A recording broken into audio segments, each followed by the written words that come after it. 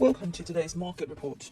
US stocks ended lower and the dollar lost ground on Friday as negotiations to raise the US debt ceiling were put on hold, jarring market participants as they headed into the weekend, and the US moved closer to the deadline to avoid default. While all three major US stock indices ended the session modestly in the red, they all notched the gains for the week, which was marked by solid economic data and the tail end of a better-than-expected earnings season. Initial reports that debt ceiling negotiations had reached an impasse rattled markets even as investors were scrutinizing Federal Reserve Chairman Jerome Powell's remarks in a panel discussion for clues regarding next month's interest rate decision. All eyes on Washington, and investors remain focused on the debt ceiling. It's a bit like watching a nuclear standoff and hoping the other guy isn't crazy enough to hit the button.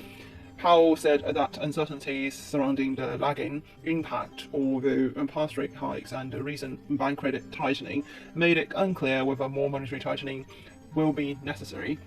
Investors are trying to better understand if tighter bank lending due to the regional bank crisis will allow the Fed to at least pause on future rate increase.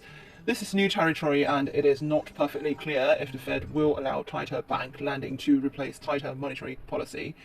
Treasury Secretary Janet Yellen told bank CEOs that more mergers may be necessary to notch in the bank liquidity crisis. European shares closed higher, and the German DAX reached a record high as hopes of progressing US debt ceiling talks boosted investor sentiment.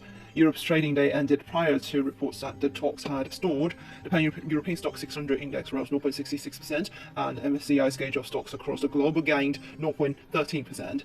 Emerging market stocks lost 0.07%. The dollar index fell 0.35%, with the euro up 0.32% to 108.03, pounds at 124.38. This is today's market report. Thanks for listening. We'll see you next time.